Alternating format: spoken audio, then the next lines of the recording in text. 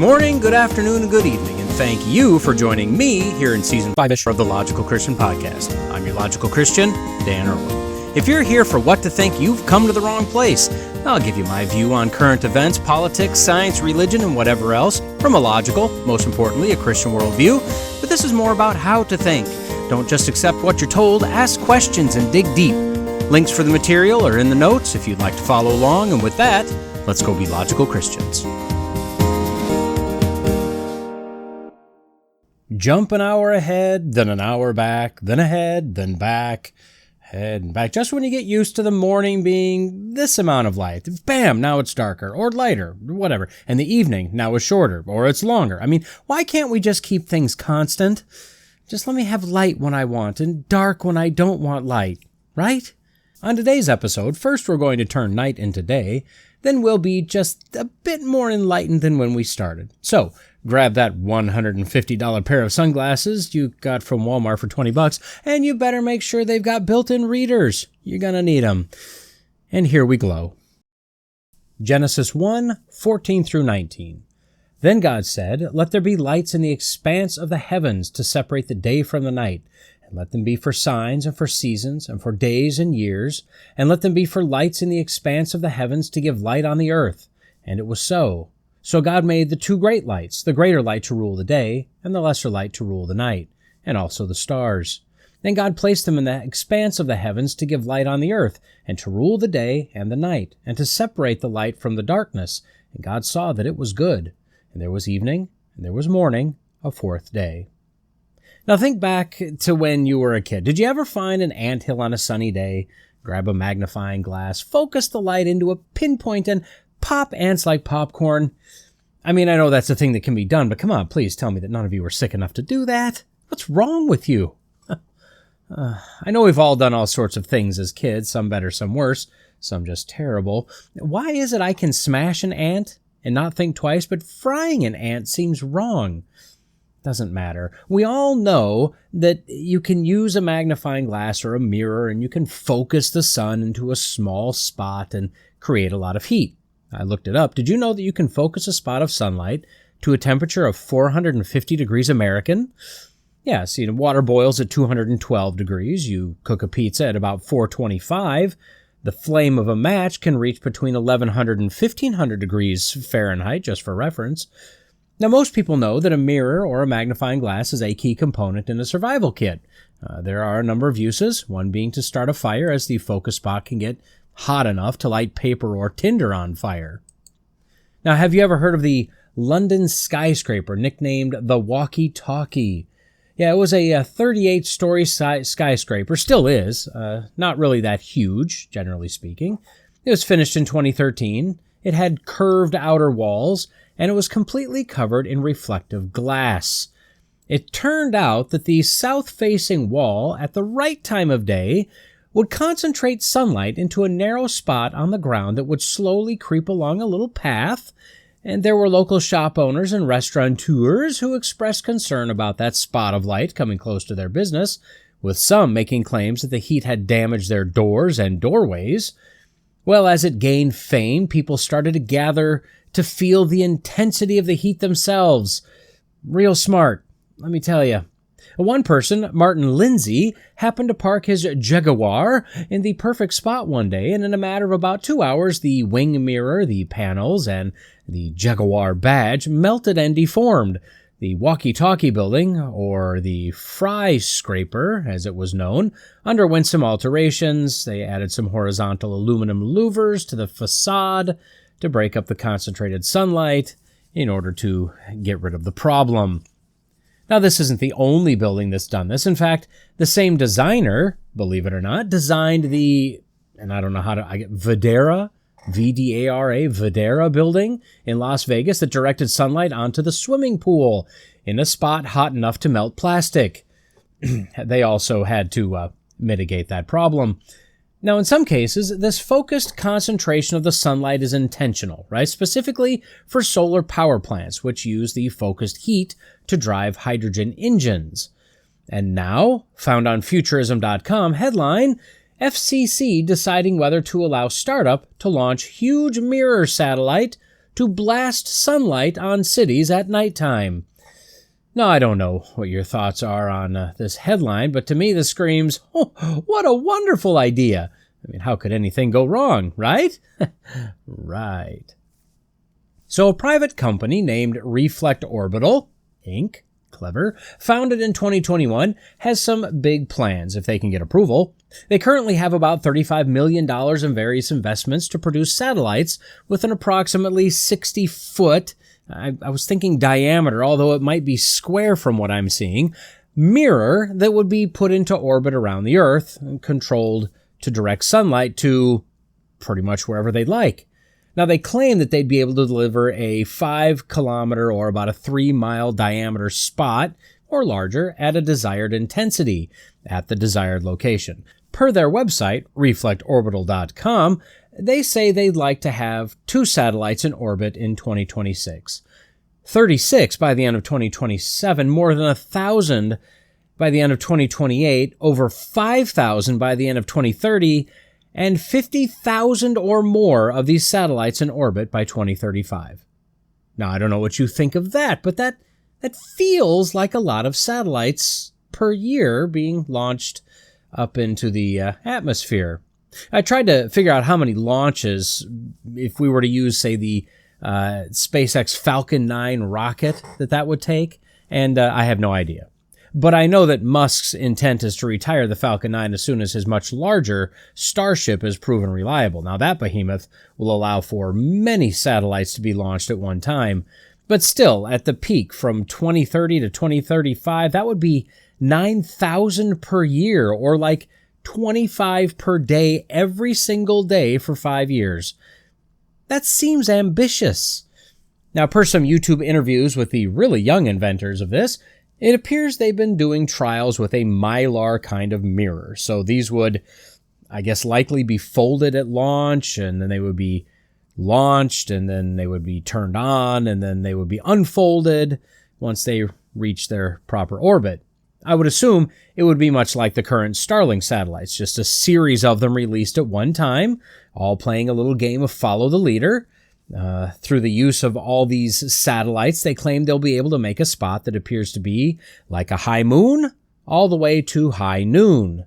And they also claim that you'll basically be able to move your head side to side on the border of the reflected light spot, and you'll be in and out of the light, that the edge of the spot will be that crisp. Now, in case you're wondering, and you know me, my mind goes all over the place with these little segments that we do here, how many satellites do we currently have orbiting the planet? Well, if we look at all satellites, those that run low, medium, high Earth orbits, and those that run in geosynchronous and geostationary orbits, as of September 2021, there were 4,550 total satellites circling the Earth. By May of 2025, so not quite 4 years later, that number has more than doubled to 11,700 active, with potentially just under 15,000 if you count those that are non-functional. Per an article on DiscoverMagazine.com, the headline reads, quote, about 15,000 satellites are circling Earth, and they're disrupting the sky. Elon Musk has, I believe, just shy of 10,000 operational Starlink satellites in orbit right now. He apparently wants to have around 42,000 by the time he's done. Jeff Bezos, founder of Amazon, clearly feeling inadequate next to Musk and wanting to prove to his mostly fake girlfriend that he's a big man too, said that he'd like to get thousands of satellites, over 5,000, into space in 2027 through his Blue Origin space program. So if Discover Magazine has a problem with the 15,000 satellites in orbit right now, we're going to need to do a wellness check or put them on suicide watch by the end of 2035, when there will be well over 100,000 satellites circling the globe, if all of these plans come to fruition. Now, if you'd like to see the satellites, and these are pretty cool real-time tracking sites, there are sites that show the Starlink and other satellites. Go to satellitetracker3d.com. That'll show you everything. You can look at satellite-map.space to look specifically at the Starlink satellites. I put the links in the notes, as always. Now, I'll be honest, it's pretty flipping cool to look at these maps. I'll give one caution, though. Well, okay, maybe two cautions. First, if you work for Discover Magazine, you may be triggered by the number of dots that are floating around the planet. And second, if you believe in a flat Earth, you'll definitely be triggered by the unmitigated gall of someone implying the Earth is a round ball. Now, I can't do much for the second issue except to say if you believe in a flat Earth, you should probably seek help. As for the first one, why is Discover Magazine so worried about the number of satellites in orbit? Well, in their summarized bullet points, the first thing they say is that, quote, they reflect sunlight, which can disrupt astronomers, which is followed by they create pollution due to launching them into space, as well as re-entry of rockets, and when they fall back to the Earth as debris at the end of their life, whatever. So why exactly does Reflect Orbital want to put these 50,000 or more mirror satellites into orbit? Well, they want to give us light where and when we don't have it, and to reduce pollution, at least in part. So on their homepage, they list what's possible if this were to come to fruition. Energy. Since solar farms only collect solar energy during periods of the day, because it needs daylight, sun, they claim they can rent mirror time to solar farms to give them all sorts of sunlight, just 24/7, 365. Just keep pumping the sun into the solar panels. They say they can illuminate disaster zones and search and rescue missions. Now, this is actually a pretty good idea, if I'm being honest. There have been, I don't know how many times, that first responders had to wait until daylight because it was too hazardous to continue to do their job during the night. They say they can rent time to companies to illuminate work sites and thus extend working hours, lighting remote work sites maybe, or improving safety just in general. They claim they could replace streetlights, which would reduce so-called light pollution, and that would make life better. Much like the work site or search and rescue, they could light up military operations. They could light up outdoor events and festivals, things like that. And finally, they can modify the way agriculture is done. They can figure out more optimized growing cycles. They could extend seasons and overall boost yields. Now, what would the cost be to light things up, to rent this satellite mirror time? I have no idea. No idea. They don't say. I'm sure it'll be very reasonable, though. Very, very reasonable. So is this a good idea or no? And to be honest, I don't know. I could see some benefit in this. Part of me thinks that this is a fool's errand, that this will never work, and I feel that I'm right about that, but I could be wrong, admittedly. I also feel like putting another 50,000 satellites in orbit along with Musk's 40-some thousand and Bezos's 5,000, and he'll do way more than that, not to be outdone by Musk. Not to mention NASA's satellites, plus weather satellites, communication, GPS, and just so many others. So if you look at the map of satellites right now, with about 15,000 floating around the planet, it seems like we're just kind of running out of space. No pun intended. But you know what I realized? Well, the dot on the map is much, much, much larger than the actual satellite as compared to the size of the Earth. So I did some math. I took the diameter of the Earth, the height above the Earth that Starlink flies, the next-gen Starlink size of satellite. That one can only be launched by the Starship. That's the big one. And I figured out how many Starlinks could fly in that orbit around the Earth. How many could fit in that sphere. And the number came out to, are you ready for this? Approximately 15.25 trillion Starlink satellites could fit in that orbital shell around the planet. 1% of that space would still be 150 billion satellites. Now double the size for these mirrors, and I still think we'll be probably okay. And this is why we don't look into the heavens right now and not see the stars, because the vastness of space is so large, we can't even begin to comprehend it. And that's just a sphere that's 350 miles above the surface of the Earth. We'll come back to that shortly. Just go ahead and put a pin in that for a minute, but think about that. Here's my biggest question. Should we alter the amount of time light is on the Earth? That's the problem that I think I have. Now, from an environmentalist standpoint, which I do not agree with, let me be very clear, wouldn't additional sun load cause additional warming? How many spots of light will they be making? They stated that it would take multiple mirrors to make a spot the same as high noon, but how many? Now, I found one site that said that the sun is 400,000 times brighter than the moon, but there's no way it would take all 50,000 mirrors to create high noon, so clearly something else is at play. What if it takes, let's say, 100 satellites to make a high noon kind of spot? If 50,000 satellites could make 500 3-mile diameter spots, That would be about 3,500 square miles that should be cooling in the evening that's now being artificially solar loaded. Is that okay?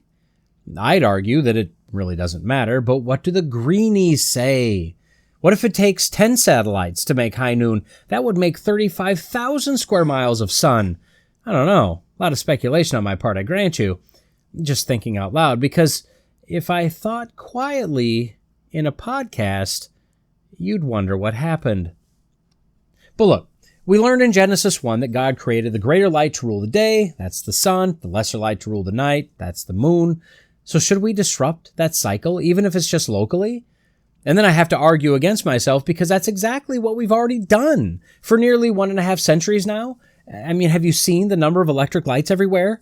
Have you seen a picture from the International Space Station of the world at night? I mean, huge pockets of light, big cities just everywhere, just lit up like daylight. We created a way to get up early, stay up late, work around the clock, and for all intents and purposes, swap night for day if we'd like.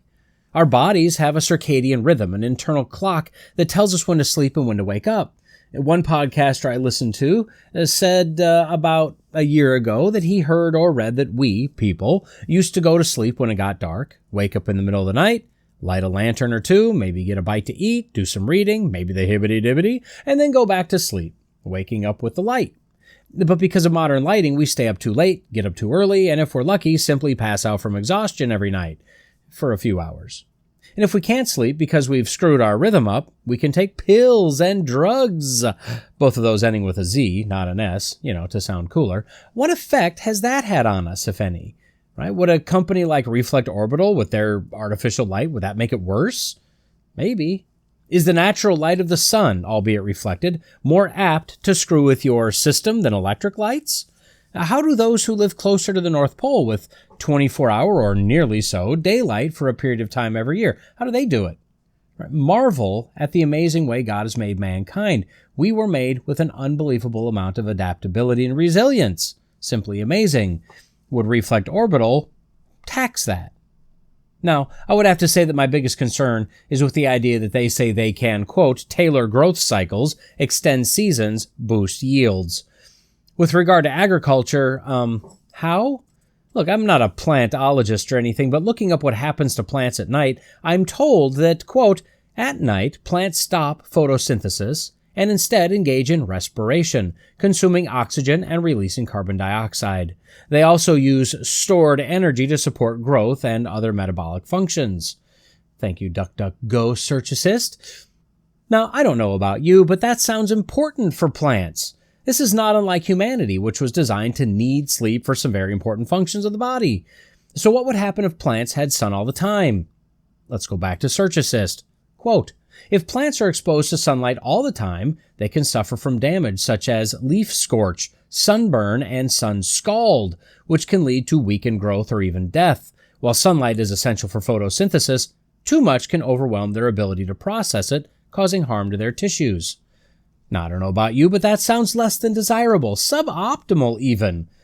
So how exactly would this company use their technology of reflecting the sun to, quote, tailor growth cycles, extend seasons, boost yields? In order for these space mirrors to work, you need to have the plants live outside, right? The plants, generally speaking, get sun during the day. I think we can agree on that. So the only way you'd modify what they're already getting is to give them more sun when it's supposed to be night, when they're supposed to be sleeping and doing what they were designed to do at night. So they don't really need more sun. They need the day-night cycle like God designed and designed them to use, just like humans. Plants need to rest at night, but unlike humans, plants can't just flip their sleep schedule and sleep during the day and do their work at night. So extra sun would be, I think generally speaking, bad, right? Further, these mirrors aren't going to reflect enough heat to affect seasons, I don't think. You're not going to hold off winter or even fall with these things, and don't plants and trees need those dormant months of winter too? I would think that those that need that rest period literally need that rest period. The ones that don't, like, let's say palm trees, maybe? I have no idea. They don't, right? So what would these space mirrors do besides act as a disruption to the growth cycle, rather than act as a help or an enhancement? And really, how much sun will this reflect? They say it'll be from high moon to high noon, but how many satellite mirrors will need to be directed at a location to get high noon? Mylar is nearly as reflective as aluminum foil from what I found, but at 350 plus miles above the Earth, how much reflected sun makes it to the ground? Their highest altitude test was done in a hot air balloon, and although my judgment of distance admittedly may not be the best, the video didn't give the appearance that the hot air balloon was 350 miles above the Earth, more like 350 feet, maybe. It's basically the same thing, just a rounding error of 5,280 times. And what about clouds? Those are still things. It don't really matter how much you reflect if it's a cloudy day, right? Look, it's an interesting premise, an interesting idea. I can definitely see uses for this. The idea that we could work more, well, not we, you can work more, or we can play more, or party more, or whatever. The idea that we could light up disaster zones 24/7 to facilitate rescue operations. The ability to light stadiums and their associated parking lots and concourses with natural sunlight, albeit reflected, without having to turn on the huge stadium lights. I mean, all of this is an amazing use of technology, I grant you, if it works as they intend. But are we potentially setting ourselves up? Maybe. Will it save the environment? Well, they say we won't have to use as many electric lights, plus we'll be able to power solar farms nearly 24/7, so we can use solar power rather than fossil fuel power. So will it save the environment? No, it won't. The environment doesn't need saving. Now, will it harm the environment? It could increase the solar load on the planet. It could throw off growing seasons. It could damage the cycle of plant life, at least locally. So will it harm the environment? There's more of a chance of that than there is of it saving it, but no, we aren't capable of putting the environment in any sort of peril. So to sum this up, which is probably what you've been wanting me to do for what seems like hours now, why do we care about this? What does this have to do with being a logical Christian? Does this have anything to do with Christianity at all? After all, it's just satellites and big mirrors. Or is it? I mean, everything has a worldview connected to it, and every worldview is dictated by a theological view. Everything, you may ask? Well, go on. Everything, yes. Granted, some are more obvious than others, some are more reliant than others, but everything we do has a connection to what we believe. So these giant space mirrors, is this just man once again inserting himself into the place of God? I mean, we do it all the time. Let's see if God had just done it right to begin with, well, then we wouldn't need to create massive space mirrors. If he would have just given us 24/7 sun or made plants more correctly, we wouldn't have to make up for his shortcomings. Isn't that right? Or maybe that's too jaded of you, too crass, maybe? We've been blessed with these amazing brains. God has blessed us in this world with metals, minerals, and all the elements on the periodic table, probably a lot more than that, and the ability to combine them into unique materials. He created electricity in many forms and allowed us to harness and use it. He created multiple chemicals and compounds we can use as fuel, and the list is infinite. And combining all of that, this private startup space company believes they've created something that can make life better. And maybe they have. God didn't tell us just to sit back and do nothing, just let the world remain as it always has. Science, technology, invention, breakthrough, and advancement, well, it's not good or bad in itself. It's just the reasoning behind it, the intent of what it is that dictates if it's good or bad.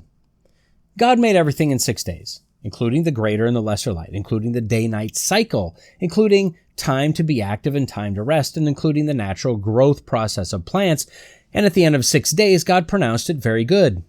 We tend to associate that phrase with a sinless creation, and that's correct. That was very good. But we can also associate it with the natural processes he put in place. Day and night, in the proportions he created them, were very good. The daily cycle, likewise, that plants go through, was very good. By now, it feels like we've modified nearly everything in this world for various reasons and in various ways, some better than others. And although there has been a lot of amazing breakthroughs making our lives better, we should stop and ask, better than what? Isn't that a relative term? Better than 100 years ago? Yeah, probably, I think so. At least in many aspects. Better than 2,000 years ago? Oh, well, definitely more comfortable, yes. Better than the original creation? Many would argue yes, but if you're being genuine and understand your Bible, You'd have to give an emphatic no. The comfort and convenience of this life, at least for many around the world, is amazing. But if God made everything perfect and pronounced it very good, no advancement, no scientific theory, nothing we could ever do could get us back to very good without Christ coming back and setting all things right. Imagine walking in the perfect land, in a perfect climate, communing with God in a sinless world. Now, for the Christian, that's coming sooner rather than later. So God created an amazing, glorious, unfathomably expansive universe for His glory and our good, our benefit. He created man, animals, plants, as well as the planets, the stars, sun, and moon. He created all that to work together in the perfect harmony. Again, we've modified this planet and our interaction with at least our little corner of the universe a lot since creation, some for the better, some not. And we continue to modify, change, and enhance the way we interact with creation. There are some who legitimately try to make the world a better place. Again, that's dictated by world and theological views, both. There are some who do things for selfish reasons, but they wrap it in a facade of altruism. And there are some who would be fine with watching the world burn and mankind suffer or perish as long as they can improve their position of power and wealth just a little bit. Now, I'm sure that Reflect Orbital has some selfless motives trying to make the world better, but it can make a ton of money doing it, right? If that happens, I'm sure they'll probably be fine with that. So should they be allowed to shoot 50,000 more space mirrors into orbit to direct sunlight where, or more accurately, when it was never meant to be? I have no idea. I mean, it's not a satisfying answer. I get it. I know, but I just don't. There are definite positives, possible negatives, and as of now, potential consequences that aren't fully understood. I know that we looked at one article already deriding the absolute destruction the current 15,000 satellites are causing for stargazers. Well, they'll be simply apoplectic with 7 times or more satellites in space in less than a decade from now. But as we learned, even with all those satellites in orbit, just over 0% of the sky will be taken up with satellites. I think stargazers will be okay. So how do we, Christians, think of this? Well, you're going to hate me for it. I think I'm going to have to leave that question for you to answer. I don't think I can give you a definitive answer on that. How do you see it? Do you see a new startup whose goal it is to primarily worship Mother Earth, denying God's very good creation, doing things for their own glory? Or do you see an amazing universe, an amazing planet, an amazing people, all created by an unfathomable God who has given us the intellect needed to create and develop these types of technological advancements, possibly making lives better in an imperfect world? Do you see this as a way to worship God, to use the brains we've been given to reflect, pun absolutely intended, God's magnificent creation back to Him? Does the intent of the inventors or creators matter for how you view this? I can tell you that intent matters. In fact, over the last year or so, I've really started to believe that intent plays a major role in life. So if they aren't Christians and simply intend for this to save Mother Earth, can we, Christians, see it differently? Can Christians use this technology directly or indirectly? Could the money, resources, and manpower be better utilized elsewhere? If we walk down that road, how many other things should we add to that list? Or maybe, should we even care? Knowing that God is sovereign means that regardless of the intent of the inventors, regardless of the success or failure of this idea, regardless of if this is used for good or evil, even this too is part of God's plan from way back before creation. There is not a single thing that God isn't in complete, absolute control over. If this idea moves forward as Reflect Orbital hopes, well, then that's God's plan. If it fails and goes bankrupt, well, that's God's plan. If it improves life for humanity, God's plan. If it destroys the planet, you guessed it, God's plan. Will this be a blessing or a judgment upon the planet and mankind? Or maybe even just a big nothing? Well, only time will tell, and as of right now, only God knows. But regardless of the intent or the result, we know that this does and will be for the good of God's children. And ultimately, it brings God glory. And when you think about it, what more could be asked for? Well, if you've made it here, installment 14 of the Logical Christian Podcast's Danny's book review, that must mean you've either made a horrible error and you're desperately trying to get this episode stopped so you can back out of it and listen to what you were trying to listen to, or you're interested in whatever book or books I've read recently and in what I thought about them. Assuming the latter is true, well, here we go. As I mentioned in Installment 13, I'm playing a little catch-up from 2025, and I do mean a little. I didn't get a lot of reading done last year, but I did some.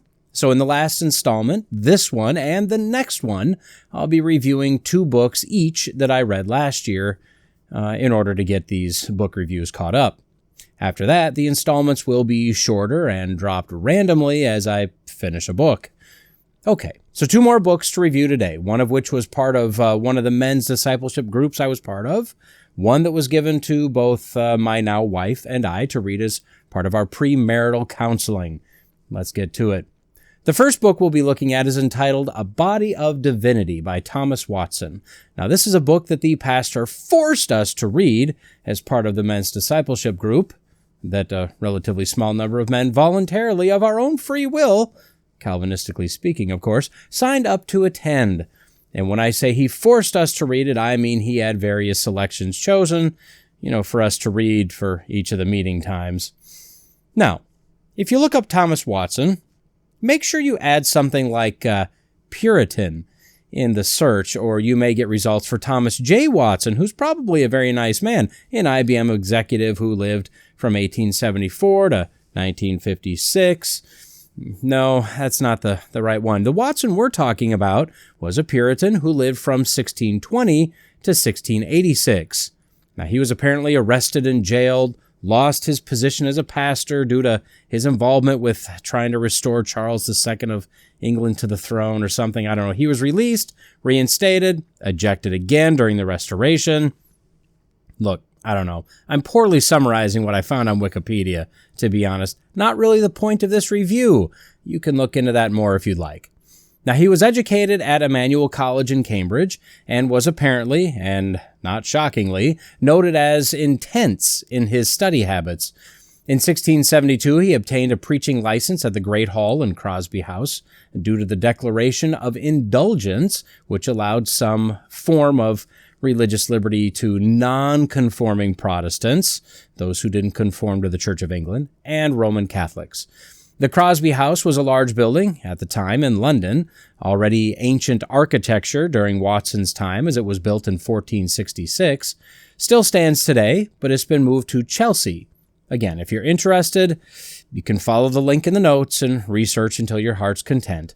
Not the point of this review. So Watson left the Crosby House after a number of years due to failing health. He retired to Essex, where he died suddenly while praying in secret in mid-1686. Now, the book, A Body of Divinity, is along the idea of a catechism, but more in a preaching/outline format rather than a question and answer, like we see in the Heidelberg Catechism, for instance. The book is a collection of all or parts of Watson's sermons that outlined a catechistic form of study of the doctrines of the Christian faith. Watson, as were most non-conforming Protestant faith leaders at the time, was akin to the Reformed or Calvinist view of the Bible. I know a lot of people bristle at the concept of Calvinism, but you do need to realize that that was the prevailing view of the Bible until fairly recently. And I'd argue for good reason, as groups like the Puritans took the Bible for what it said, quite often viewing themselves rightly as just a worm, a lowly sinful human. They did not insert their ego, their self-esteem, or the concept of their own free will into the blank spaces between the words and lines in the scriptures. They just read the words, which I would encourage all of us to do. So into the book. It's broken into 6 sections, each section outlining a large overarching biblical truth, with chapters in each section that fleshed out the larger topic. The sections are Introduction, which covers man's chief end and covers the scriptures. The second one is God and His creation, which covers primarily a large number of aspects of God, then the creation, then the providence of God. Next is the fall, that primarily focuses on sin, the fall of Adam and original sin, and the misery that fallen man finds himself in today. Next is the covenant of grace and its mediator.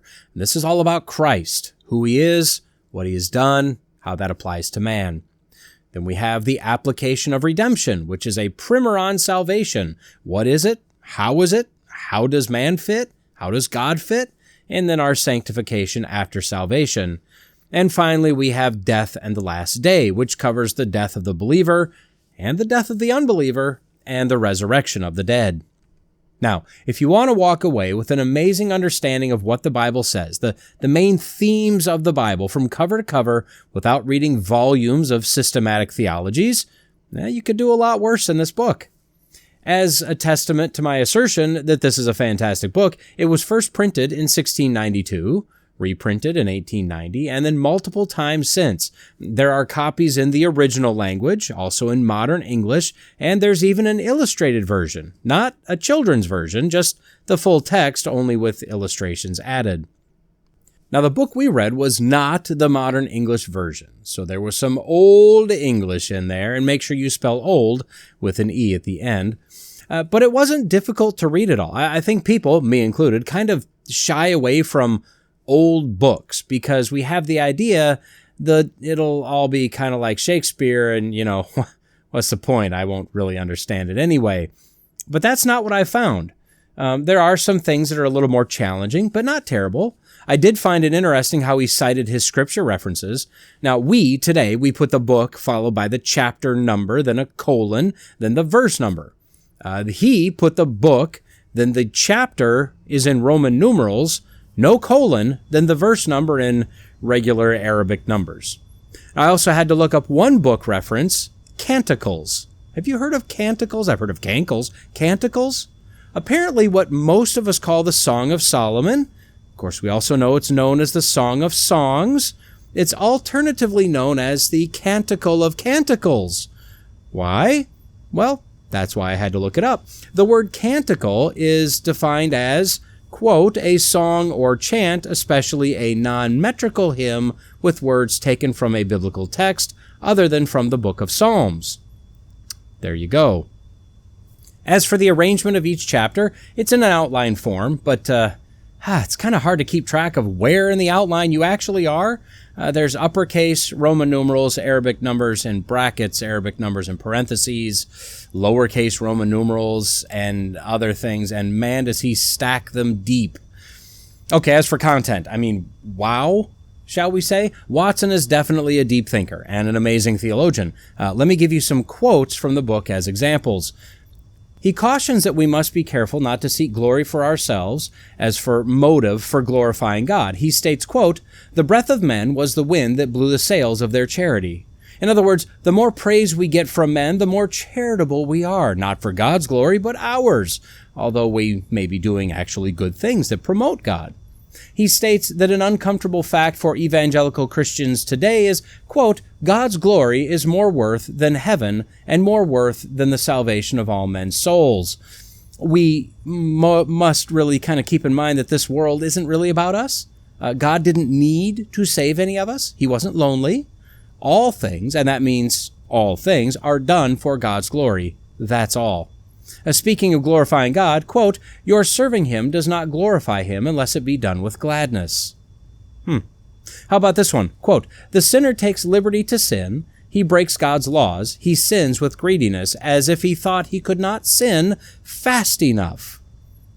Regarding the state of the church, quote, "The ship of the church may be tossed because sin is in it, but it shall never be overwhelmed because Christ is in it." Now, as we get older, we should remember, quote, "Many finish their lives, but do not finish their work." That's kind of a sobering thought. Regarding children, one that should make any parent think, quote, "If you lean too hard on glass, it will break. So many break their children by leaning too hard upon them." How many times do you or do we shy away from praying about something? Quote, "To be afraid to come to God in prayer is a dishonor to Christ's intercession. So it's literally dishonoring Christ not to bring all things to him in prayer." Think about that one. Quote, "Serving Christ ennobles us with dignity. It is a greater honor to serve Christ than to have kings serve us." And then finally, speaking of salvation, God's election to salvation, quote, "If he only persuaded, then it would be an even playing field with Satan." And then he makes the point that if that were the case, Satan would win every single time. Now, in every chapter, thought-provoking quotes and points abound. At the end of every chapter, Watson gives at least a few points of application. So after all that, a fairly extended review of a book, would I recommend the book? Nope. I mean, come on, I was just kidding. Yeah, I would definitely recommend the book. In fact, I'd recommend reading the Puritans in general. I've only read a few books by Puritan authors or pastors, but they have thus far been very thought-provoking. They've been very careful to place God in his rightful place and man in his rightful place. This book is no different. Topic by topic, Watson walks us through the core tenets of the Bible, dissects it, explains it, then applies it. So I would absolutely recommend this book. Okay, moving to the second book for this review, Tying the Knot by Rob Greene. Now, Rob Greene doesn't have as impressive as a bio as Watson. He's the pastor of counseling and seminary ministries at Faith Church in Lafayette, Indiana. Faith Church appears to be a rather large church, multiple campuses, each with multiple services per Sunday. They also seem to have a large offering of a wide variety of things to do, one of which is counseling, both offering counseling and training people how to counsel. Rob is certified by various counseling bodies and apparently has written a number of mini books. The book is subtitled A Premarital Guide to a Strong and Lasting Marriage. So our pastor asked that my now wife and I work through this book, come to him with questions, and then come back after finishing it to discuss. We were the first couple to use this book with him. I guess he had some other books and materials that he had given other couples, and he was wanting to update his materials. So we were the guinea pigs. He also wanted to know, since we weren't the typical early to mid-20s couple, we were older, both divorced for a good while, looking at remarriage. He wanted to know if this book applied to couples like us as it would to the others. So the theme of this book is that Jesus must be the center, right? That's basically what chapter 1 is entitled. Jesus must be the center of your life. Then the rest of the chapters all reference Jesus as the center of your life with regard to love, problem-solving, roles and expectations, communication, finances, community, and intimacy. So, like any good premarital book should do, it covers the various major aspects of life. Rob Greene gives points, steps, principles, etc. At the end of every chapter, there's a set of homework questions. He also gives personal experiences, positive and negative, lessons learned in his own life, etc., etc. The book is really meant to be read by each partner separately, homework questions answered individually, then come together to discuss. He also has some advanced homework questions, which gives additional resources to read, scriptures to read, etc. The book is designed to be done over the course of multiple weeks, really probably multiple months. Mr. Greene suggests getting an older married couple to act as mentors, and some of the homework questions are designed to work with the mentor. He also has 4 actions he highly suggests are completed prior to moving into the premarital phase of a relationship. Number 1, especially for younger couples, ensure you have parental support for the marriage. If that's not possible, he suggests that you could potentially use your mentors. Number 2, agree to a physical standard of conduct. He suggests that the couple writes a binding code that they'll follow while dating. This code is to be biblically acceptable. Regardless of your past, even your current maybe situation, he feels that must happen, and he's correct. Number 3, he suggests that each partner write their testimony of their salvation. This helps to maintain the focus of Jesus at the center of the relationship and ensures that each partner knows where the other's coming from, potentially discovering something that may require a pause before progressing. And then number 4, lastly, he suggests each partner write at least a couple paragraphs about why they want to marry the other. This will help both partners to understand the other and the mentor to understand the mentee. After that, each chapter should take a week or more to complete with homework questions, meeting with mentors, additional reading, etc. In most cases, that's probably a very reasonable time frame to work in. Now, in the case of my now wife and I, we took the advanced course, the accelerated course, if you will. We went from meeting to married in about 4 months. So there were a number of things we either didn't do or kind of shortcut in the book. Some of the questions didn't even yet apply to us, like think back to a time when you had an argument about, and then fill in the blank. Well, we hadn't had an argument yet, so we had to kind of approach it from the standpoint of when the argument comes, how should we handle it? Since then, over the last 3 months of marriage, we've absolutely had a few arguments. I mean, nothing major, nothing nasty, just disagreements, right? And that's normal, especially since we're still really kind of getting to know each other. You know, there's facial expressions, tone of voice, buttons, and how they're pushed, etc. After we plowed through the book and spoke with the pastor, he admitted that he's had a few very short engagements, but we're probably the shortest. He also said that if he felt that we shouldn't be married, or as both of us have been divorced in the past, he said that if he felt we we couldn't be married, he couldn't perform the wedding, he would tell us. And I really appreciate that. If your pastor doesn't take his God-given role seriously, what's he even doing? Now, I, for one, really appreciated that he would be willing to tell us no. And if he had, that at least should have caused us to pause and evaluate our desire to be married, as difficult as that might have been. Now, thankfully, he agreed that biblically we were both allowed to remarry, and he felt that based on our age, our time being single, our past experiences, our maturity in the faith, etc., that he would be able and he would be willing to marry us. And so on October 25th, 2025, just over 4 months after our first date, boom, married. Okay, book. Very good. We both felt it was full of very good points, very good perspective, useful advice. The questions were, for the most part, very applicable, and he didn't really scrimp on the biblical context for what he wrote. That was also greatly appreciated. We both felt that the book is probably better for younger couples marrying for the first and hopefully only time. Some of the advice and questions were less applicable in our situation. Not entirely so, just less. But I would maintain that unless you had a book specifically written for couples in the situation we were in, any premarital counseling type of book will deal with the same issues of applicability. So would I recommend the book? Yeah, I sure would. I don't know who Rob Greene is. I don't know his theological views on the various topics of the Christian faith, but I can tell you that he has written a very biblical book, meeting his intent of giving godly advice to an engaged couple. If the couple were to take this book seriously, work through the assignments and the homework, utilize a mentor, and process the materials with the help of a pastor or the mentor, the couple will have no excuse of ignorance as they walk into a marriage. So yes, if you or someone you know is currently engaged, I definitely recommend the book. The best of marriages have all sorts of issues. I in no way blame the pastor that married my first wife and me for the failure of that marriage. But his marriage counseling essentially amounted to, y'all want to get hitched? Well, okay, let's make it happen. It's not exactly true, but it's not that far off, to be honest. I can't speak for the ultimate outcome in the land of what if, but a book like this would have absolutely dug up a lot of stuff that would have to have been addressed at the time, and I'm going to leave it at that. Okay, well, that does it for installment 14 of Danny's book review on the Logical Christian Podcast. Now, hopefully you found this or other book reviews helpful in deciding what to read, either specifically or generally. Overall, I hope it motivates you or guilts you into reading something. Charlie Tremendous Jones, author, consultant, motivational speaker, died 2008. He was big on leadership. He said, quote, "Leaders are readers." He also said, quote, "You will be the same person in 5 years as you are today, except for the people you meet and the books you read." Now, as an introvert, I don't meet many people, so reading is my only hope. Seriously, though, reading is important and should be important to all of us. I guess what I'm saying is, go read something.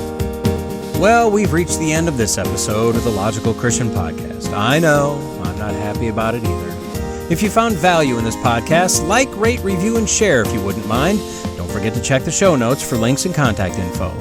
Against logic, there is no armor like ignorance. Lawrence J. Peter.